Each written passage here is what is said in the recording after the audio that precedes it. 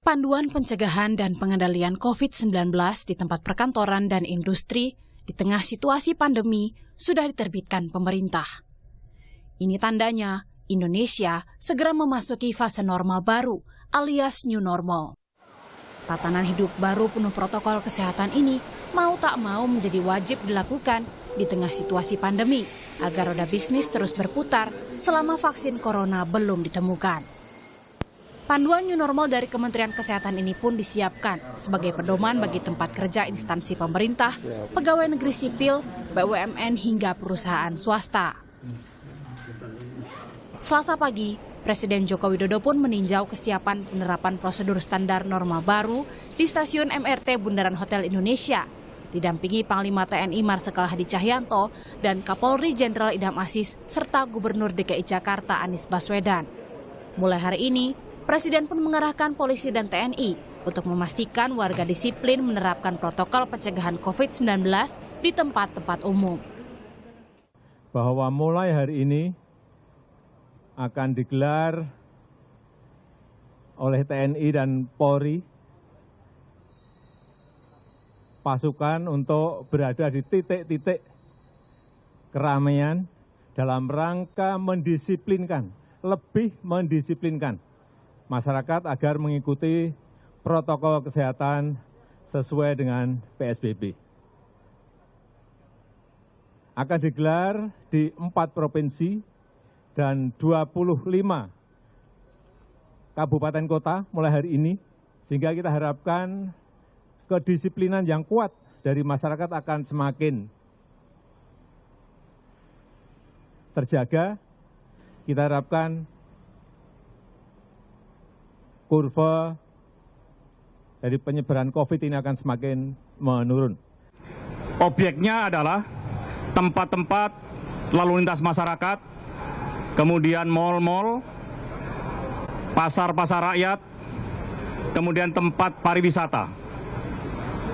Dari data yang ada di 4 provinsi dan 25 kabupaten kota, ada 1.800 objek yang akan kita laksanakan pendisiplinan tersebut.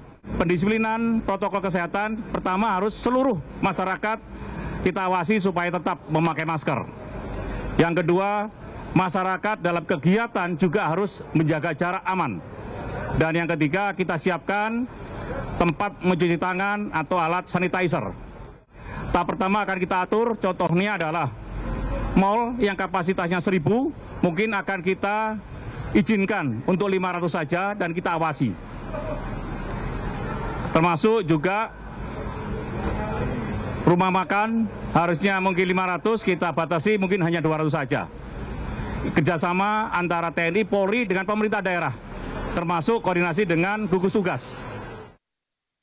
Gubernur DKI Jakarta Anies Baswedan juga meminta masyarakat disiplin mematuhi aturan PSBB agar bisa kembali beraktivitas meski dalam kondisi normal baru. Yang menentukan PSBB ini diperpanjang atau tidak itu sebenarnya bukan pemerintah, bukan para ahli. Yang menentukan adalah perilaku seluruh masyarakat di wilayah PSBB. Bila seluruh masyarakat wilayah PSBB memilih untuk taat, maka PSBB-nya bisa berakhir. Bila masyarakatnya tidak, ya PSBB-nya terpaksa harus diperpanjang. Jadi nanti sesudah itu kita akan sampaikan protokol-protokol khusus untuk DKI Jakarta.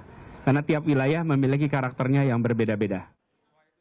Ada 3 komponen yang diatur pemerintah menjelang fase normal baru di tempat perkantoran dan perindustrian, termasuk PNS dan pegawai BUMN.